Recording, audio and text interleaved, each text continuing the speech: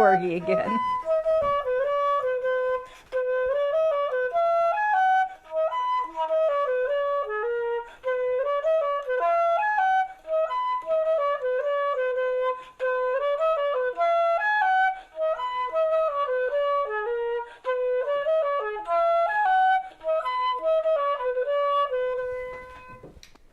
Hi, this is Sally Morgan, physical therapist, craniosacral therapist, and Tellington T-Touch practitioner for people and animals. And this is Tristan, he's a Corgi, and this is an episode of Conversations with a Corgi. And I'm so excited because today I'm wearing my another new Corgi shirt, which I don't know if you can see. This is the one from Talbot's, and it has Corgis on it, and they have little Union Jack blankets on them. It's really hard to see, and I can't get closer or I'll drop my Corgi. But it's a cute shirt, and it's, you know, being from Talbot's, a good quality shirt as well. So, and it's blue. To me, I always have a question. What's more important, Corgis or blue? When you get them together, that's a good thing. So we're going to continue our talk today about stress in dogs and what to do about it, in particular related to therapy dogs. And then tomorrow we're going to follow up with some specific T-touches that you can do to help your dog if he's getting stressed. This dog just had a bath yesterday. My sister has a little flea explosion at her house, and we seem to have brought one home. Hopefully it wasn't too many. And so Tristan had the whole assault on the fleas with the bath and the leaving the suds on and using the stinky soap and washing all his stuff and vacuuming the whole house. So hopefully there's no more fleas around. But he smells pretty, don't you? So when you are working with a dog for therapy, or a cat or a horse or a bunny or a guinea pig, any of the therapy animals that you might want to use, remember that each one is an individual. Not all animals of a certain breed or type are good or not good to do therapy. And animals like us, their personalities develop over their lifetime.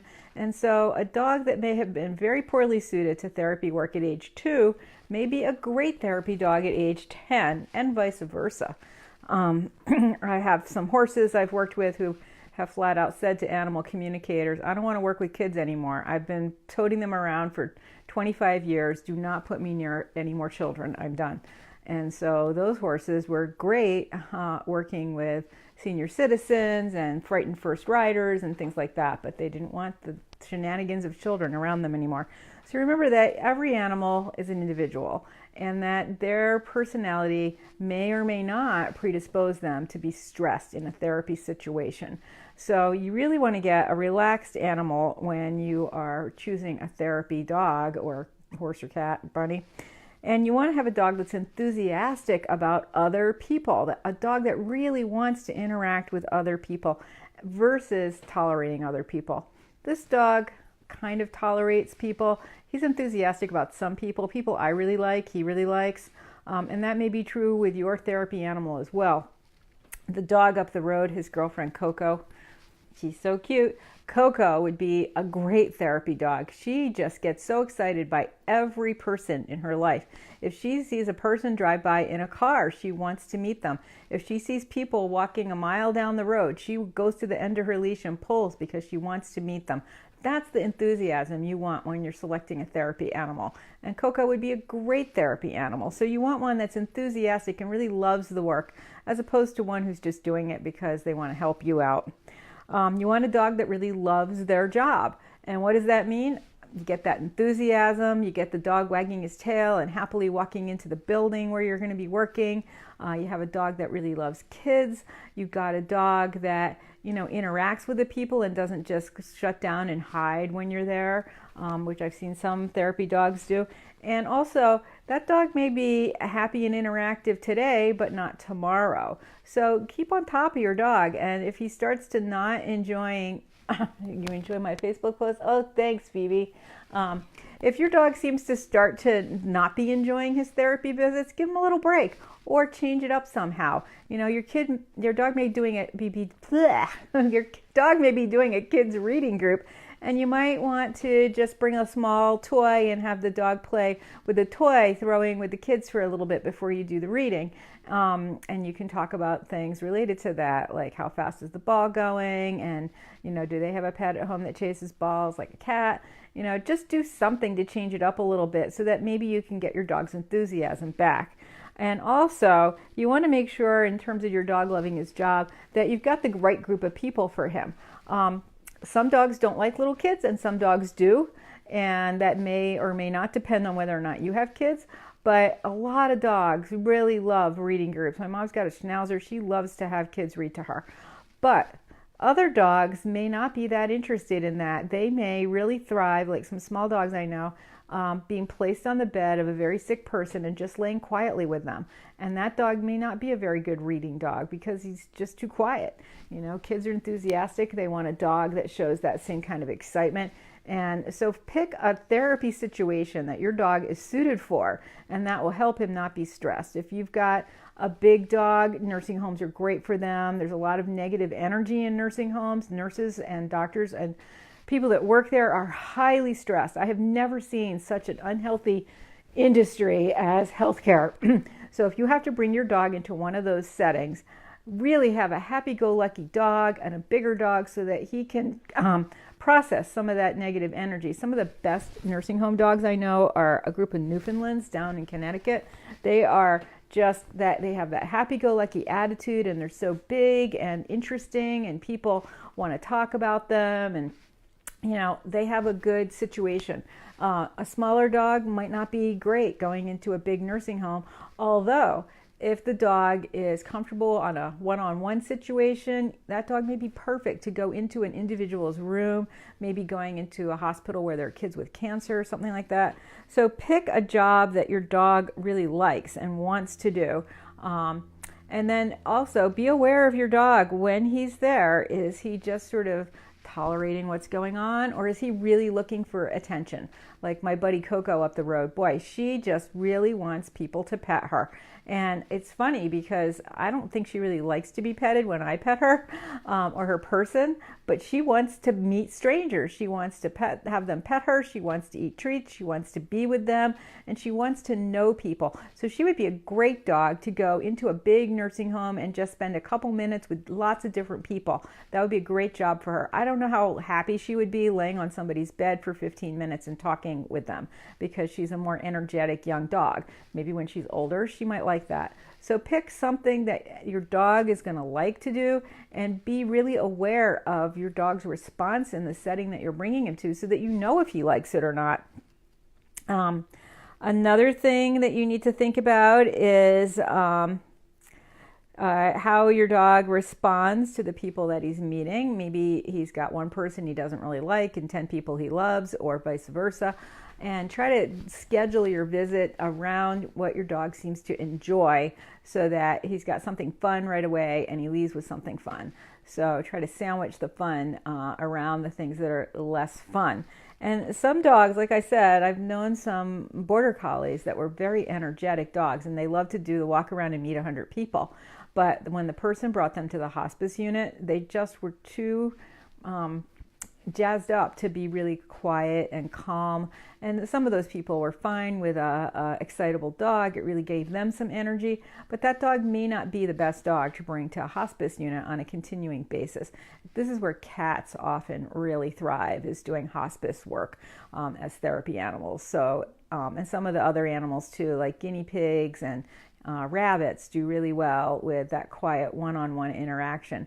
But I had a rabbit I used to bring to nursing homes, and she just loved to be passed around, sit on each person's lap for a couple minutes, and have people watch her eating on the floor because they have those wiggly noses. And it's an unexpected thing to have a rabbit visit you. So rabbit brought a lot of joy to people and was a great therapy pet. And my mom's miniature horse, she has always done amazing things. She has walked right up the stairs of big nursing homes, walked right in, never had an accident. And she is funny because, again, when I go home and visit her, she wants to be with people, but she does not want to be snuggled. And yet, well, she lets my mom snuggle her, but I can tell she's not happy when I'm snuggling her if I don't have enough treats. But she loves to stand in front of a person in a wheelchair with her head near their lap for them to pet her. She's a very different horse when she's working than when she's just hanging around her pasture with her buddy. So find a job that your animal likes, and that will cut way down on the amount of stress that he's having in his job. And again, remember that every dog is unique and that their personalities evolve over time. As one of my friends said, they've seen many happy-go-lucky puppies that look like great therapy candidates when they're 6 months old, turn out to be not such great therapy dogs when they're a year and a half old or 2 years old. And then maybe when they're 8 or 9, they've calmed down, their personalities have evolved, they've had some more experiences in their life, and they again become a potential great therapy dog. So in order to minimize stress for your dog when you are going on these therapy visits, find jobs that your dog is going to be good at and do that with him. I mean, if you're a retired teacher and you really want your dog to be a reading dog, you may have to forego doing that and do what your dog loves and what he's good at.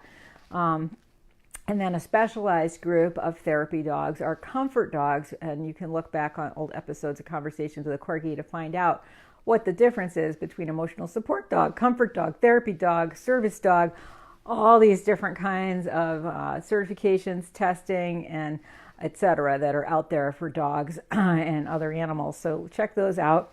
But if you want a comfort dog, which is what my dog Comet did after 9/11, that dog is being expected to go into a situation where he is with highly emotionally charged people.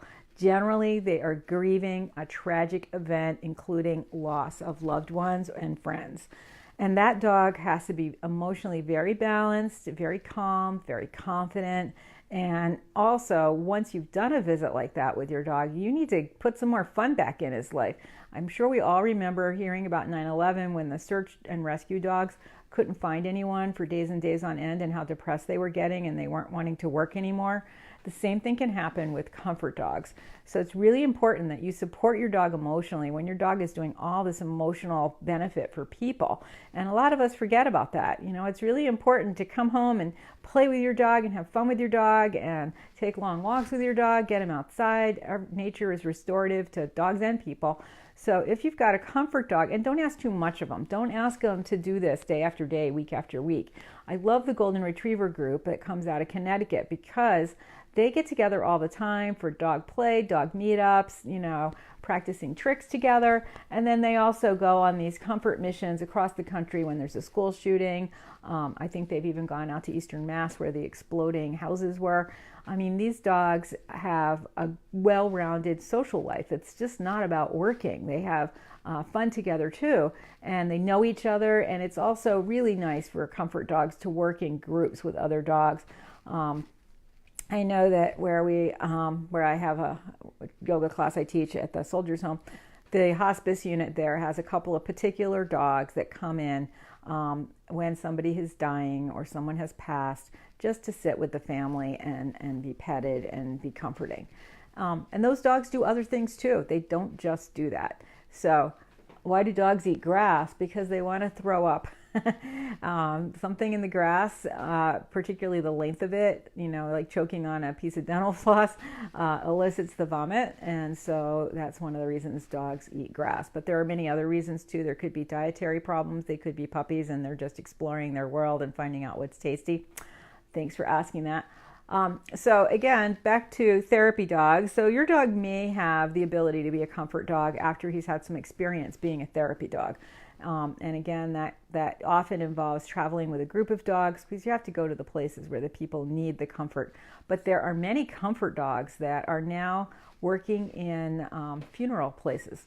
And so they have cats there and they may have dogs there, and they ask the family if they would like to have the dog present. And you know, the dog works there all day just like the people. And I'm sure he has good walks and fun times in the evening, but having that dog there can be really emotionally supportive for people.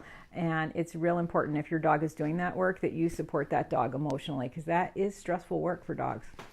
So those are a few more things to think about if you have a therapy dog and you want to minimize his stress or her stress. And the same applies to horses, cats, dogs, bunnies, and guinea pigs. A little harder to tell when your guinea pig is stressed, but they do squeak when they're nervous. And tomorrow, like I said, we will talk more about specific Tellington T-touches that you can do to help calm your dog when he's in a stressful situation. And that will apply to in an actual therapy setting, or also if you are just having your dog be afraid of thunder and lightning and loud noises outside. It's another rainy day here. We don't have any of the flooding they have in Connecticut, though. Boy, I can't believe Hamden. It's just underwater down there. Tristan's wearing his Corgi bow tie. Oh, he's so nice and fluffy. I love it when he's clean. I keep telling him he's plush. Nothing like a fresh, clean Corgi to make your day, right, Tristan? We have some of his favorite clients coming over. He's in love with this dachshund I have that's coming by in the morning.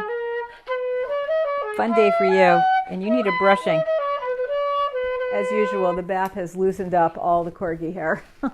So thanks for joining us. Everybody have a good day, and I will see you. Remember, tomorrow we start at 9:30 instead of 8:30-ish. Anyone who's listened to this for a while knows that the time constraints are very loose. So hopefully we'll be around 9:30. We might even be a little bit early tomorrow. So thanks for joining us, and we'll see you then.